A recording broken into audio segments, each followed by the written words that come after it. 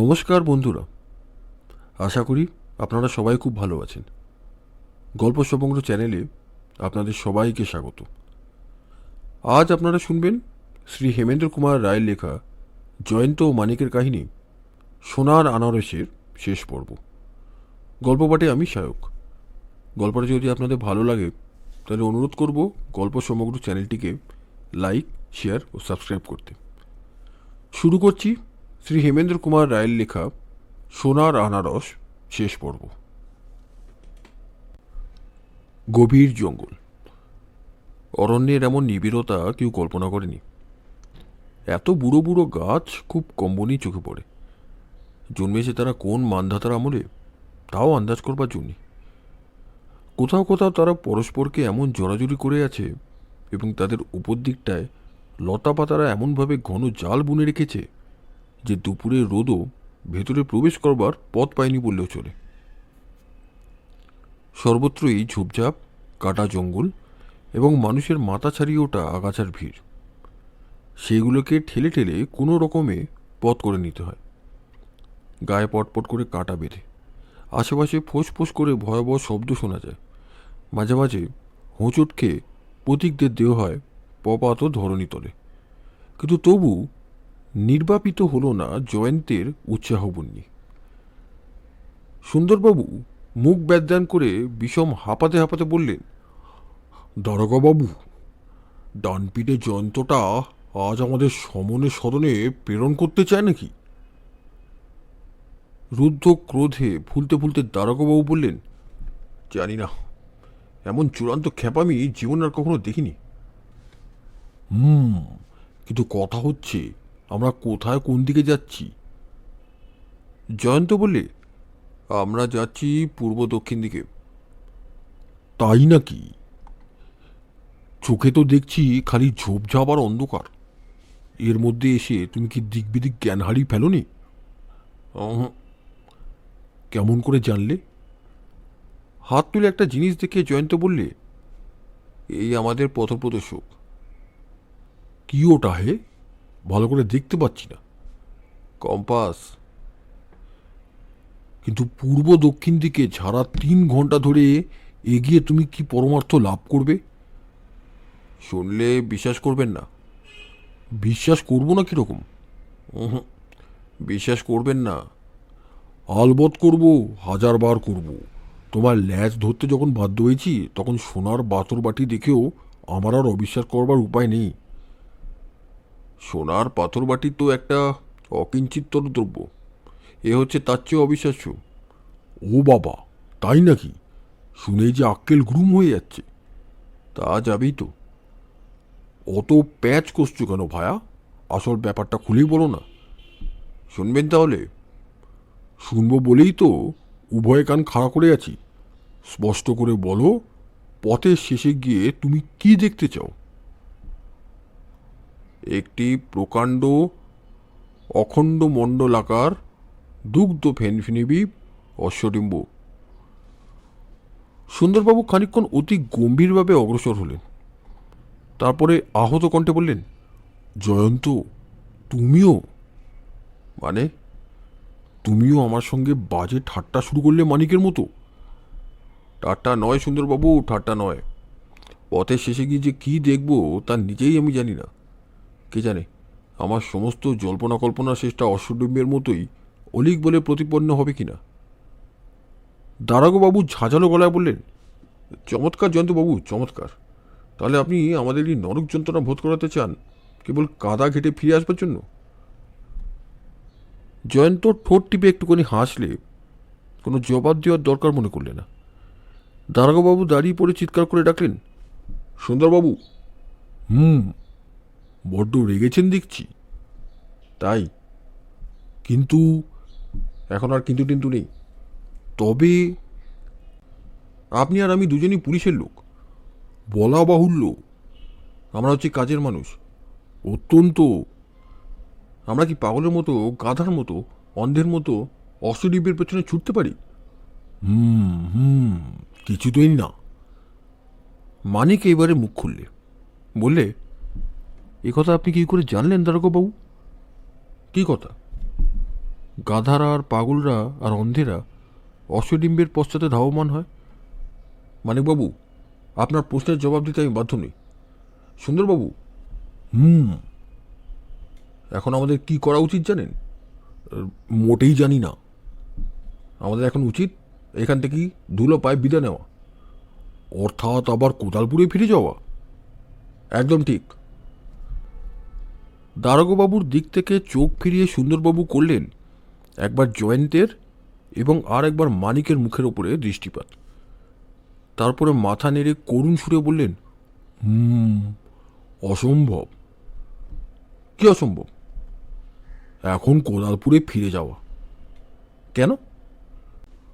জয়ন্তের পাগলামি আর মানিকের দুষ্টু রচনাকে আমি সমর্থন করি না বটে, কিন্তু বোধ হয় ওদের আমি কিছু কিছু, ওর নাম কি, ভালোবাসি। আমার পক্ষে ওদের ছেড়ে চলে যাওয়া একেবারেই অসম্ভব। নিতান্তই যদি যেতে চান তাহলে আপনাকে যেতে হবে একলাই। দারোগাবাবুর দুই চোখকে ফুটল তীব্র ভাব, কিন্তু তিনি আর দ্বিরুক্তি না করে অগ্রসর হতে লাগলেন সকলের পেছনে পেছনে। বোধ করি তিনি বুঝতে পারলেন যে একলা এই বন থেকে বেরোবার চেষ্টা করলে পথ হারাবার সম্ভাবনাই হবে বেশি। জয়ন্ত নিজের হাত ঘড়ির দিকে তাকিয়ে বললে, আমরা প্রায় পথে শেষে এসে পড়েছি। আর মিনিট 15 মধ্যেই একটা কিছু হ্যাস্তন্যস্ত হয়ে যেতে পারে। সুন্দরবাবু বললেন, শুনলেন তো দারোগাবাবু, এতক্ষণ ধরে এত যন্ত্রণা যখন ভোগ করলুম, তখন আর মিনিট 15 জন্য অশান্তি সৃষ্টি করে লাভ কি? বিশেষত উদরে হয়েছে এখন দুর্ভিক্ষের ক্ষুধার উদয়, আর খোরাক আছে ওই মানিকেরই ব্যাগের জঠরে। আমরা এখান থেকে এখনই বিদায় নিতে চাইলে মানিক কি আর ব্যাগ খুলতে রাজি হবে? জোর মাথা নাড়া দিয়ে মানিক বললে, নিশ্চয়ই নয়। ওরে বাবা, ব্যাস, এর ওপরে আর কোনো কথা বলাই বাতুলতা। হাতের খোরাক পায়ে ঠেলে উপোস করে ধুকতে ধুকতে আমি যাব কোদালপুরে ফিরে? অসম্ভব, অসম্ভব। অন্তত মানিকের ব্যাগের ভেতরে যে অশ্বডিম্ব নেই সেটা আমি রীতিমতো হৃদয়ঙ্গম করতে পারছি। দারোগাবাবু নিরুত্তর হয়েই রইলেন। তার অবস্থা দেখলে মনে হয় একেবারে যাকে বলে নাচার আর কি। তারপর খানিকক্ষণ আর কোনো কথাবার্তা হলো না। অরণ্যের অবস্থা তখনও একই রকম। আধা আলো, আধার মাখা রহস্যময় আবহাওয়ার মধ্যে দাঁড়িয়ে অগণ্য বনস্পতি মর্মর ভাষায় রচনা করছে কোনো অজানার পূজার মন্ত্র। মানিক দাঁড়িয়ে পড়ে বললে, পায়ের তলায় মাটি এখানে ঢালু হয়ে নেমে গেছে কেন? জয়ন্ত এদিকে ওদিকে তাকিয়ে বললে, মানিক, মাটি এদিকে ঢালু হয়ে নেমে ওদিকে আবার উঁচু হয়ে ওপর দিকে উঠে গেছে। আগে নিশ্চয়ই এখানে একটা জলভরা খাত ছিল। সেই শুকনো খাতের অন্য পাড়ের ওপরে রয়েছে একটা জঙ্গলময় উঁচু ঢিপি, যেন একটা ছোটোখাটো পাহাড়। ঢিপিটা দখল করে আছে অনেকখানি জায়গা। ঢিপির ওপরে উঠে দেখা গেল তার চারিদিকে ছড়িয়ে আছে রাশি রাশি সেকেলে ইট। আর একটা দৃশ্য সকলেরই দৃষ্টি আকর্ষণ করলে, ওপাশের ঢিপিটা যেখানে নিচের দিকে নেমে গিয়ে শেষ হয়েছে, ঠিক সেইখানে রয়েছে প্রকাণ্ড একখানা অট্টালিকার ধ্বংসস্তূপ। একেবারে ধ্বংসস্তূপ বললে ঠিক বলা হয় না, কারণ সর্বাঙ্গে ছোট বড় অসত্য বট নিম গাছের ভার বহন করে অট্টালিকার একটা অংশ এখনও দাঁড়িয়ে ছিল মহাকালের বিরুদ্ধে মূর্তিমান প্রতিবাদের মতো। জয়ন্ত উত্তেজিত কণ্ঠে পড়লে, সুন্দরবাবু, আমার কল্পনা দেবী মিথ্যা কথা বলেননি। এই আমাদের পথের শেষ। সুন্দরবাবু উৎসাহের লক্ষণ প্রকাশ করলেন না। বললেন, সমাপ্তিটা আশাপ্রদ বলে তো মনে হচ্ছে না। জয়ন্ত বললে, আরে মশাই, আমরা কোথায় এসেছি বুঝতে পারছেন না? সুব্রতবাবু, সারা পথটাই আপনি বড় মতন কাটিয়ে দিয়েছেন। এবারে মুখ খুলুন, বলুন দেখি কোথায় এসেছি আমরা? আমি কেমন করে বলবো? তাহলে শুনুন, এই যে চারিদিকে খাদ ঘেরা উঁচু ঢিপিটা দেখছেন, এটা হচ্ছে কোনো পুরাতন দুর্গের শেষ চিহ্ন। আর ওই ভাঙাচোরা অট্টালিকা হচ্ছে সেকালকার কোনো রাজার বাড়ি। খুব সম্ভব ওইখানেই বাস করতেন সেই বাঘ রাজারা, যাদের সম্বন্ধে সোনার আনারসের ছড়ায় বলা হয়েছে। বাঘ রাজাদের রাজ্য গেছে, কেবল আছে একটি স্মৃতি, ব্রহ্মপিশাচ পানাই বাজায়, বাস্তু ঘুঘু কার্যে নীতি।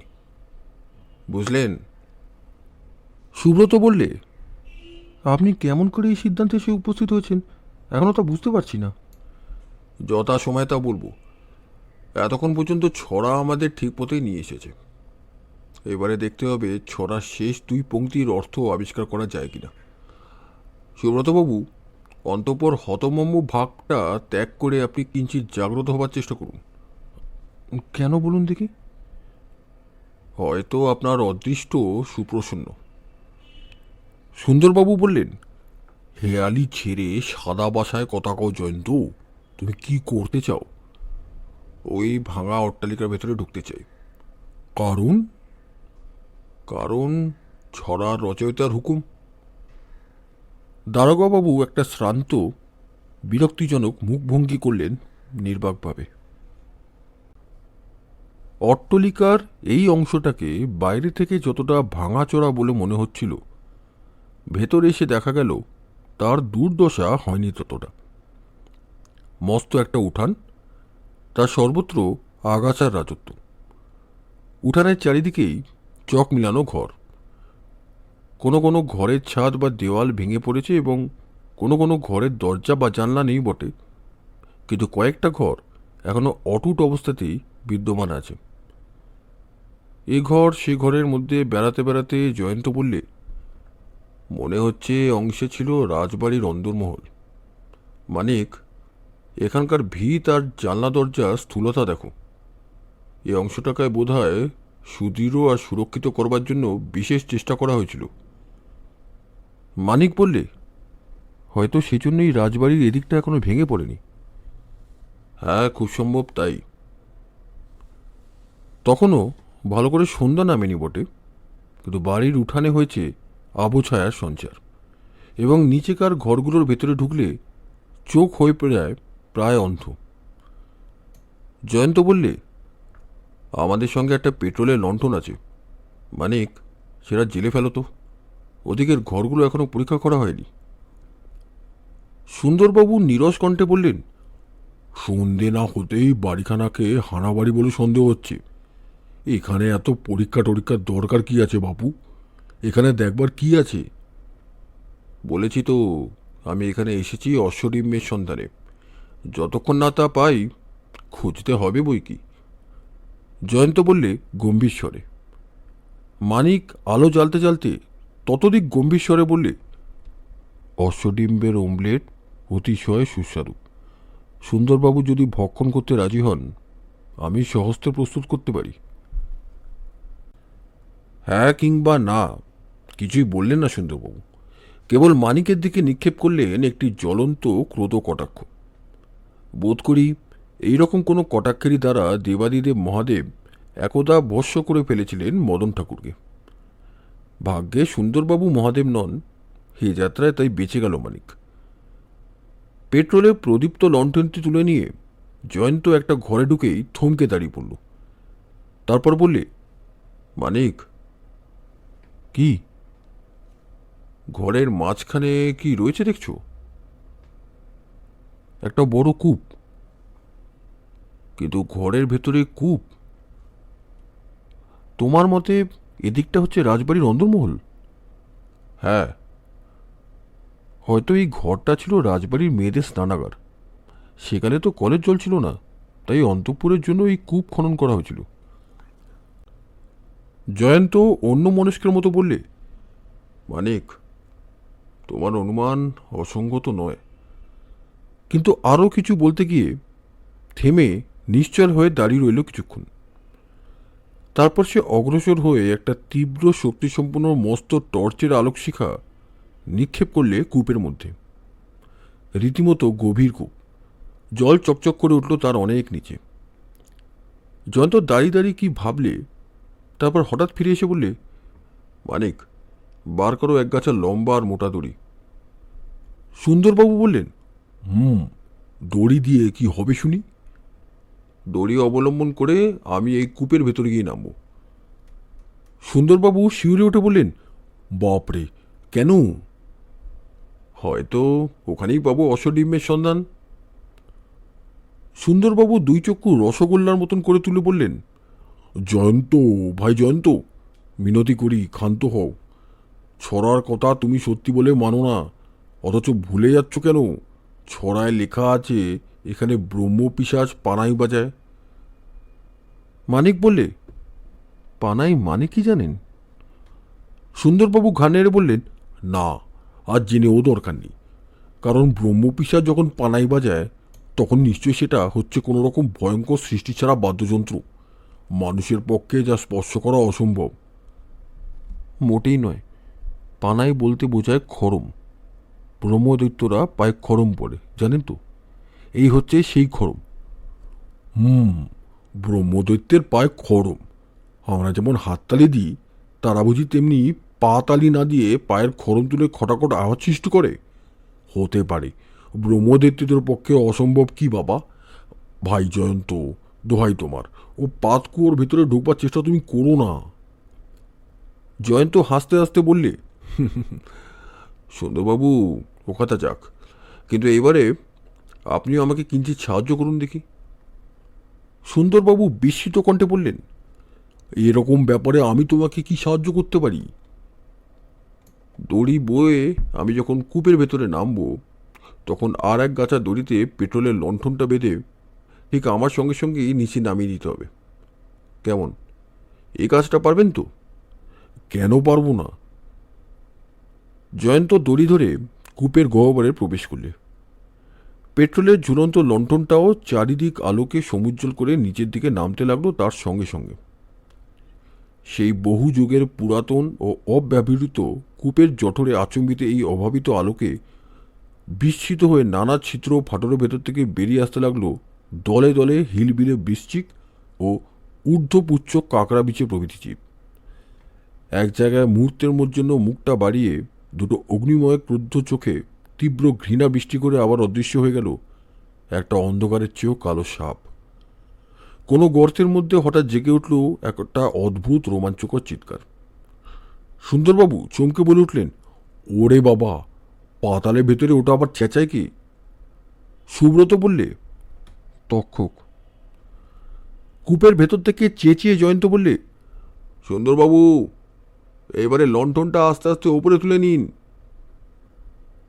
জয়ন্ত আবার ওপরে এসে দাঁড়াল। তার চোখে মুখে পরিতৃপ্ত আনন্দের আভাস। মানিক সাগরে জিজ্ঞাসা করলে, কি দেখলে জয়ন্ত? আমার সন্দেহ মিথ্যে নয়। অর্থাৎ? অনেক নিচে কূপের জল থেকে খানিক ওপরে দেওয়ালের গায়ে আছে একটা লোহার দরজা। লোহার দরজা? হ্যাঁ, বন্ধ দরজা। তার বাইরে রয়েছে মস্ত দুটো কুলুপ। সুব্রত অত্যন্ত উত্তেজিত ভাবে বললে, এর অর্থ কি জয়ন্তবাবু? আমার বিশ্বাস ওই দরজার উপাশেই আছে সোনার আনারসের সমস্ত রহস্য। সোনার আনারসের রহস্য? হ্যাঁ সুব্রতবাবু, বাঘ রাজাদের গুপ্তধন। পরমুহূর্তেই চারিদিকে স্তব্ধতা চুরমার করে দিয়ে বজ্রস্বরে গর্জে উঠল দুটো বন্দুক। দুটো বুলেট এসে লাগলো দেওয়ালের ওপরে সশব্দে। জয়ন্ত বলে উঠল, শত্রুরা আসছে আক্রমণ করতে, ওই দরজা দিয়ে পাশের ঘর চলো, শিগগির। কৃপ ঘরের ভেতর দিয়েই পাশের ঘরে যাবার দরজা। তার একখানা পাল্লা ভাঙা। সে ঘর থেকেও অন্য ঘরে যাবার আর একটা দরজা। তার পাল্লা আছে বটে, কিন্তু অর্গল নেই। তারও ওদিকে আছে দরজা দিয়ে ওপাশে ঘরে যাওয়ার পথ। সকলে দ্রুত বেগে সেই তৃতীয় ঘরের ভেতরে এসে পড়ল। জয়ন্ত ভেতর থেকে দরজার অর্গল তুলে দিলে। খানিকক্ষণ কারোর মুখেই কথা নেই। শত্রুরা যে পেছনে আসছে এমন ছাড়াও পাওয়া গেল না। হঠাৎ এ ঘরের দরজার উপরে খট করে একটা শব্দ হলো। জয়ন্ত তিক্ত হাসি এসে বললে, মানিক, আমরা বন্দি হলো। এ ঘরের দরজার বাইরে থেকে কে শেকল তুলে দিলে। সোনার আনারসের স্বপ্ন বুঝি ফুরিয়ে যায়।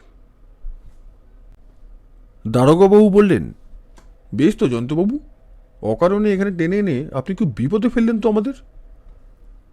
জয়ন্ত বললে, আমি নই। আমাদের এই বিপদের জন্য দায়ী আপনার আসামি প্রতাপ চৌধুরী। কি বলছেন? প্রতাপ চৌধুরীর কথা বলছি। আমরা এখন তারই হাতে বন্দি। আচ্ছা সুব্রতবাবু, আপনাদের পূর্বপুরুষেরা অন্তিমকালে উত্তরাধিকারীদের কি বলে যেতেন? বলে যেতেন, যদি কোনোদিন বিশেষ অর্থাভাব হয় তাহলে সোনার আনারসের মধ্যেই পাবে অর্থের সন্ধান। সোনার আনারসের মধ্যে একটা ছড়ায় কৌশলে লেখা ছিল ওই অর্থের ঠিকানা। আজ আমরা যা আবিষ্কার করেছি, প্রতাপ চৌধুরীও এতদিন ধরে ওই ঠিকানাটাই আবিষ্কার করবার চেষ্টায় ছিল। এখানকার যত হাঙ্গামার আসল কারণই হচ্ছে তাই। আজ সে তার দলবল নিয়ে গোপনে আমাদের অনুসরণ করেছিল। উত্তেজনার মুখে পড়ে যে সম্ভাবনার কথা ভুলে গিয়ে আমি বোকামি করেছি। সুন্দরবাবু বললেন, প্রতাপ চৌধুরী বেটা এখন কি করতে চায়? নিশ্চয়ই সে আড়াল থেকে আমাদের সব কথা শুনেছে, আমাদের সব কার্যকলাপ লক্ষ্য করেছে, তাই গুপ্তধনের ঠিকানা জানার সঙ্গে সঙ্গেই আমাদের আক্রমণ করেছিল। এখন আমরা অসহায়ভাবে বন্দী। সে স্বাধীন। এবারে সে গুপ্ত ধনভাণ্ডারের লোহার দরজা খোলবার চেষ্টা করবে। হায় রে কপাল, আমাদের নৌকা কিনা ঘাটে এসেও ডুবে গেল। মানিক বললে, জয়, আমরা সবাই মিলে চেষ্টা করলে কি ও দরজাটা ভেঙে ফেলতে পারবো না? জয়ন্ত মাথা নেড়ে বললে, না, এখানে দরজা হলে আমার কোনোই ভাবনা ছিল না, আমি একলাই পারতাম ভেঙে ফেলতে। কিন্তু এই সেকেলের দরজাটা বিশেষ কারণে বিশেষভাবে তৈরি। মত্ত মাতঙ্গ ভাঙতে পারবে না এ দরজা। নিচেকার এই ঘরটাও অদ্ভুত, একটা জানলা পর্যন্ত নেই। দেওয়ালের অনেক উপরে আছে কেবল গোটা কয়েক ফোকর, কিন্তু তাদের ভেতর দিয়ে মানুষের মাথাও গলবে না। কে জানে কি উদ্দেশ্যে এরকম ঘর তৈরি করা হয়েছিল। আগে কি এখানে থাকতো কয়েদিরা? হতে পারে, আশ্চর্য কি। সকলে গুম হয়ে বসে রইল বেশ খানিক্ষণ। কারোরই যেন নেই কথা কইবার ইচ্ছে। আচম্বিতে বাইরে কাজ নিস্তব্ধ রাত্রিকে বিদীর্ণ করে জাগ্রত হল বহু কণ্ঠস্বরে আনন্দ কোলাহল। সুন্দরবাবু চমকে উঠে বললেন, ও আবার কি? জয়ন্ত শ্রান্ত বিষণ্ণ স্বরে বললে, ওই আনন্দ কোলাহল শুনে বুঝতে পারছি আজ প্রতাপ চৌধুরীর হস্তগত হয়েছে বাগরাজাদারের গুপ্তধন। সুব্রত একটা দীর্ঘশ্বাস ত্যাগ করলে। তার একখানা হাত নিজের হাতে নিয়ে মানিক দরদ ভরা কণ্ঠে বললে, সুব্রতবাবু, আপনার মনের কথা আমি বুঝতে পারছি। জয়ন্ত হঠাৎ গা ঝাড়া দিয়ে চাঙ্গা হয়ে উঠে বললে, দেখ, ধুককে নিকুচি করেছে। মানিক, চটপট বার করো ফ্লাস্কে 4 ডিম, 2-1খানা হাতে তৈরি রুটি আর 2-1খানা কদলীয় বোধহয় এখন আমরা প্রত্যেকেই পেতে পারি। প্রতাপ চৌধুরী যখন কদলী প্রদর্শন করলে তখন 2-1টা কদলী আমরা বা ভক্ষণ করব না কেন? আসুন দারোগাবাবু, সুব্রতবাবু আসুন, সুন্দরবাবু আপনি তো আসুন। এত গোলযোগের পর কিঞ্চিৎ জলযোগ নিশ্চয়ই আপনাদের মন্দ লাগবে না। সুন্দরবাবু তৎক্ষণাৎ হলেন উৎফুল্ল, বলেন কেবল, মানিকের ব্যাগে কালকের জন্য হয়তো আরও কিঞ্চিৎ খাদ্যের অস্তিত্ব থাকবে। তারপরে আমাদের ভাগ্যে আছে উপবাস। যতদিন না মরি ততদিন পর্যন্ত নিরসু উপবাস। মন্দ কি? এই উপবাসকে আমরা যদি বলি প্রোহিবিশন, তাহলে তো আমাদের মৃত্যু হবে গৌরবজনক। গ্রিক বিজয়ী মহাবীর অখণ্ড ভারতের প্রথম সম্রাট চন্দ্রগুপ্তও তো যেই প্রোহিবিশন করেছিলেন প্রাণত্যাগ। আমরাই বা পারবো না কেন? সুন্দরবাবু অভিযোগ করার কণ্ঠে বললেন, এই তো তোমাদের দোষ। খাবার আগেই উপবাস আর মৃত্যু কথা তুলে মেজাজ খারাপ করে দাও কেন ভায়া? আমার গলা দিয়ে আর একটা রুটিও গড়বে না। ঠিক সেই সময় বন্ধ দরজা ভেদ করে হঠাৎ জেগে উঠল একটা অস্বাভাবিক অট্টহাস্য। সুন্দরবাবু আঁতকে উঠে বললেন, ব্রহ্মপিশাচ, ব্রহ্মপিশাচ। দারোগাবাবু অজ্ঞান হয়ে ঘুরে পড়ে গেলেন ঘরের মেঝের ওপরে।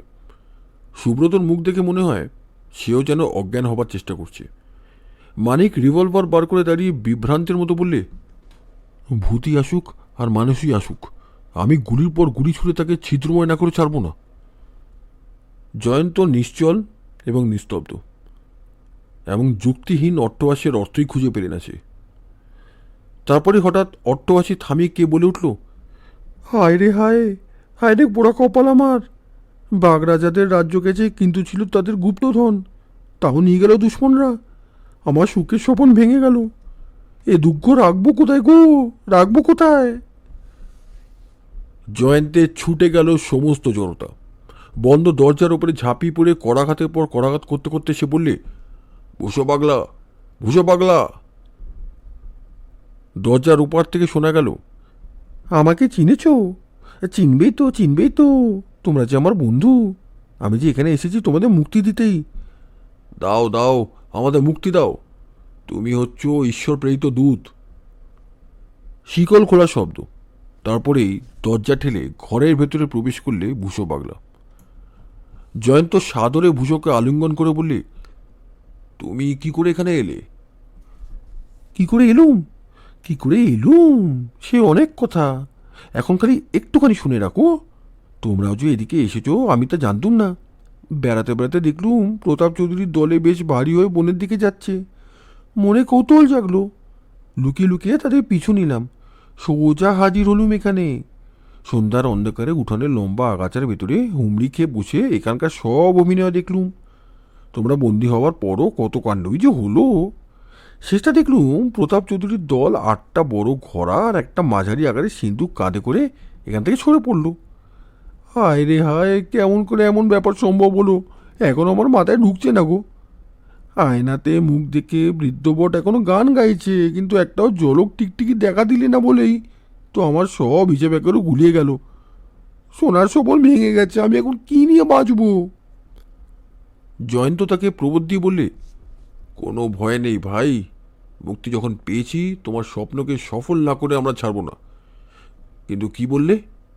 প্রতাপ চৌধুরীর দল কি কাঁধে করে নিয়ে গেছে? 8টা ঘোড়া আর একটা সিন্দুক। গুপ্তধন।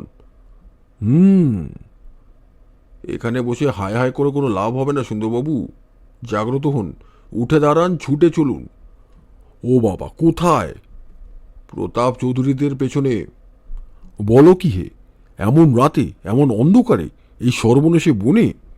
নিশ্চয়ই, চলুন, এখন প্রত্যেকটা মুহূর্তে মূল্যবান।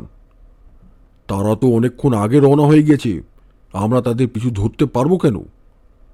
বাজে কথা সমনষ্ট করবেন না। প্রতাপ চৌধুরীরা জানে আমরা বন্দী। এত পরিশ্রমের পর আজ রাতে নিশ্চয়ই তারা কোদলপুর ত্যাগ করার চেষ্টা করবে না, এমন সুযোগ ছাড়া উচিত নয়। কিন্তু চা, ডিম, রুটিগুলো খেয়ে একটু চাঙ্গা হতে পারবো না? দারোগাবাবু বললেন, জয়ন্তবাবুর কথা শুনে আমি চাঙ্গা হয়ে উঠেছি। চলে যাক চা, ডিম, রুটি, আসামিকে ধরতে হবে আজই। অন্ধকার অরণ্য। আকাশে চাঁদ আছে বটে, কিন্তু দিনের সূর্য যেখানে প্রভাব বিস্তার করতে পারে না, সেখানে রাতের চাঁদের কথা না তোলাই ভালো। ভয়াবহ বন হয়ে উঠেছে অধিকতর বিভীষণ। জয়ন্ত বললে, ভাগ্যে সকালে বেরোবার আগে মালিকের সঙ্গে পরামর্শ করে প্রস্তুত হয়ে এসেছিলাম। সঙ্গে পেট্রোলের লণ্ঠন আর টর্চ না থাকলে এখন আমাদের কি দুর্দশাই হতো। সুন্দরবাবু বললেন, সঙ্গে আলো না থাকলে আমি এখানে আসতুম নাকি? জয়ন্ত বললে, আচ্ছা, পথ চলতে চলতে আমি এবারে কতগুলো কথা বলবো, আপনারা মন দিয়ে শুনুন। কথাগুলো আর কিছু নয়, সোনার আনারসের গুপ্তকথা। সোনার আনারসের ছড়ার কথা মনে করুন। সহজভাবে দেখলে ছড়াটাকে অর্থহীন বলেই মনে হয়, কিন্তু একটা অর্থহীন ছড়াকে বংশানুক্রমে এত যত্নে রক্ষা করা যায় না। আর কেবল সেই ছড়াকেই চুরি করবার জন্য বাড়িতে চোর আসে না। বিশেষত সুব্রতবাবুর পূর্বপুরুষরা স্পষ্ট ভাষায় বলে গেছেন, অর্থাভাবের সময় ওই ছড়ার মধ্যেই পাবে অর্থের সন্ধান। এসব কারণেই প্রথমে ছড়াটার মানে বোঝবার চেষ্টা করলাম। আয়নাতে ওই মুখটি দেখে গান ধরেছে বৃদ্ধ বট, মাথায় কাঁধে বকের পোলা, খুঁজছে মাটি মোটকা চট। আমি যা মানে করলুম তা হচ্ছে এই, আয়না অর্থাৎ পুষ্করিণীর ধারে দাঁড়িয়ে এক প্রাচীন বটবৃক্ষ জলে নিজের প্রতিবিম্ব দেখে পত্র মর্মধ্বনি করছে।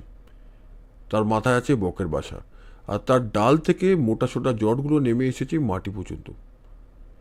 সুব্রতবাবুর বাগানে ঠিক এইরকম একটা বটগাছের সন্ধান পেয়ে আমার সকল সন্দেহ ভঞ্জন হলো।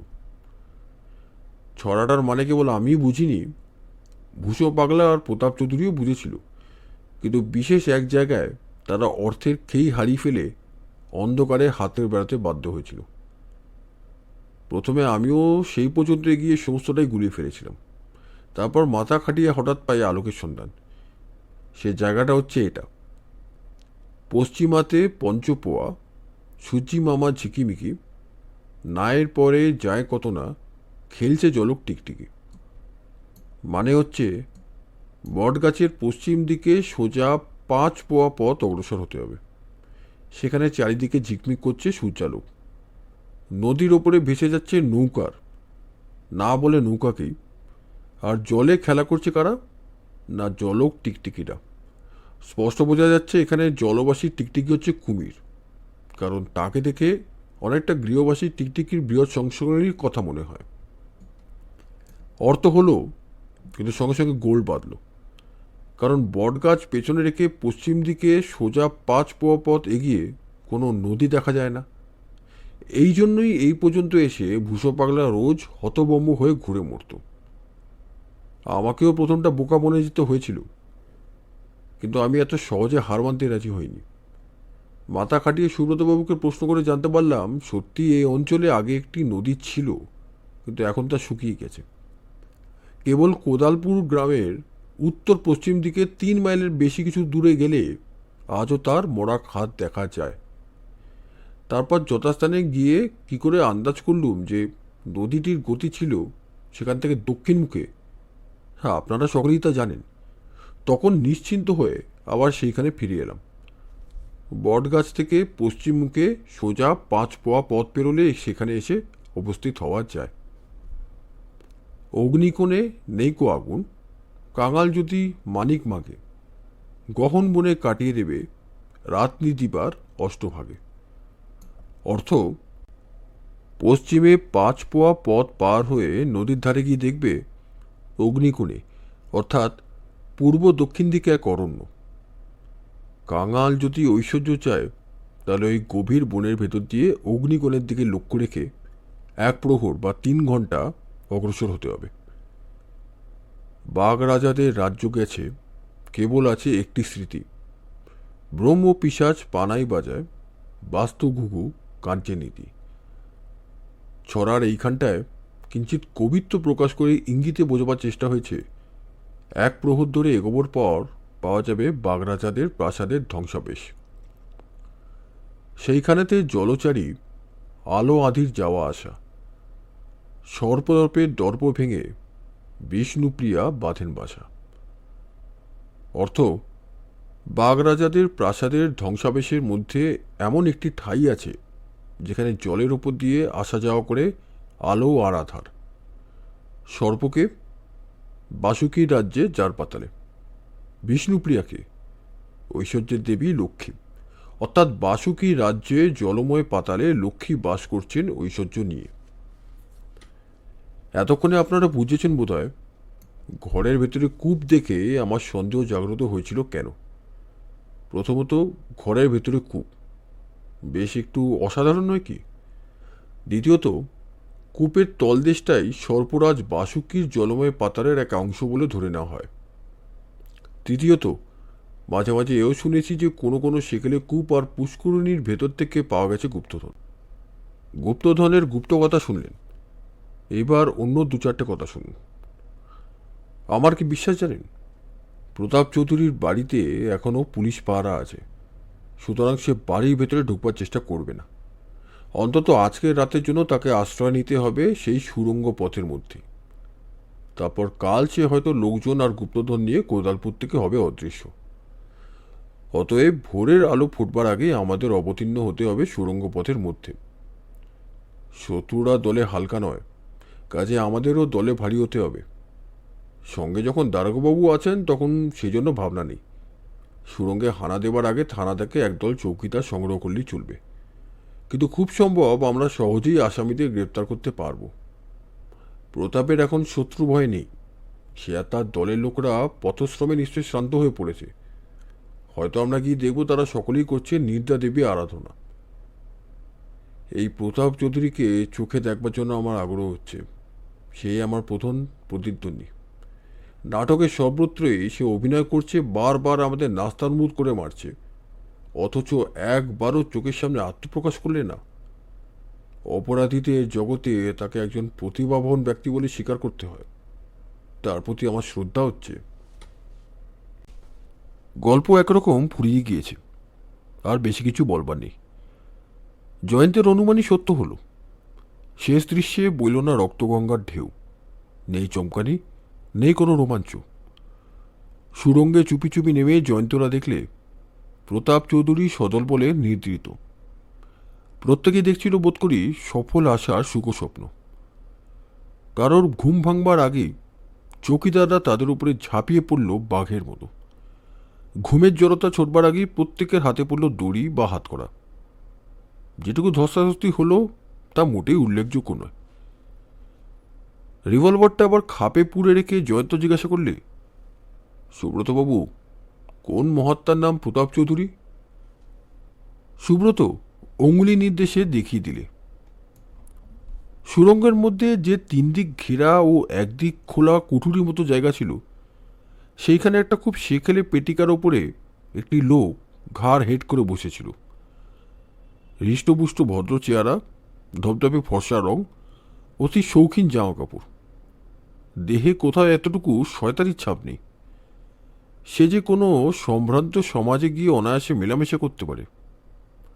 অন্যান্য দুশ্মন চেহারার পাশে তাকে দেখাচ্ছিল কেমন খাপছাড়া, যেন বাংলা সাপ্তাহিকের পদ্যগুলোর মাঝখানে রবীন্দ্রনাথের কবিতা। জয়ন্ত এক দৃষ্টিতে তার দিকে তাকিয়ে রইল। প্রতাপ মুখ তুললে, মিষ্ট হাসি ভাঙা মুখ। বললে, কি দেখছো? তুমি প্রতাপ চৌধুরী?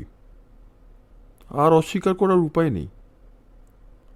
সিংহের মতন বিক্রম প্রকাশ করে তুমি কলে পড়লে ইঁদুরের মতো। কপাল? কপাল নয়, নিজের বোকামি। কীরকম? এই সুরঙ্গে না এলে তুমি ধরা পড়তে না। কেমন করে জানবো তোমরা সুরঙ্গের খবর রাখো? গল্পের একচুক্কো হরিণও এইরকমই বোকামি করেছিল। তার উপরে তোমরা ছিলে দূর বনে বন্দি।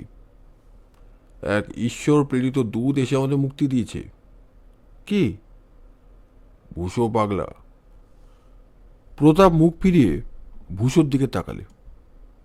তার হাসি মুখ হলো গম্ভীর। তার 2 চক্ষে ঠিকরে নিভে গেল দুটো বিদ্যুৎ কণিকা। ভূষো পিছিয়ে গেল তাড়াতাড়ি। জয়ন্ত বললে, ভয় কি ভূষো, ভয় কি? পিঞ্জরের সিংহ হয় পরম বৈষ্ণব। প্রতাপ হাসতে লাগলো। বললে, ঠিক, যখন পিঞ্জরের বাইরে ছিলুম তখন আমার উচিত ছিল ও আপদ থেকে পথ থেকে একেবারে সরিয়ে দেওয়া। তা দিনই বলে এখন আমার অনুতাপ হচ্ছে। যা গত তা নিয়ে বুদ্ধিমান সূচনা করে না। তাও ঠিক, ধন্যবাদ। তুমি দেখছি দার্শনিক। আপাতত তোমার সঙ্গে আর বেশি আলাপ করবার সময় নেই। এবার তোমাকে যথাস্থানে পাঠাবার ব্যবস্থা করতে হবে। আমি প্রস্তুত, কিন্তু তার আগে দুটো কথা বলে যাই। ওই যে প্রকাণ্ড 8খানা ঘোড়া দেখছো, ওর প্রত্যেকটা মধ্যেই আছে 2000 করে বাদশাহী মোহর। ঘোড়াগুলো পরীক্ষা করেছি, প্রত্যেকটাই সোনার ঘোড়া। আর এই যে পেটিকার ওপরে আমি বসে আছি, এর ভেতরে আছে রাশি রাশি জড়োয়া গহনা আর নানা রকম রত্ন। তাদের দাম ঠিক করবার সময় এখনও পাইনি। তোমরা জানো তো, এই গুপ্তধনের ওপরে এখন তোমাদের কোনোই দাবি নেই। কারণ অলিখিত আইন বলে বেওয়ারিশ গুপ্তধনের অধিকারী হয় আবিষ্কার করতেই। এই গুপ্তধন আবিষ্কার করেছি আমি, অতএব আমি এর অধিকারী। কেমন, এ কথা মানো তো? তারপর আপাতত এই গুপ্তধন তোমার জিম্মায় রেখে গেলাম। যথাসময়ে তোমাকে সঠিক হিসাব দাখিল করতে হবে, বুঝলে জয়ন্ত? হিসাবটা নেবে কে?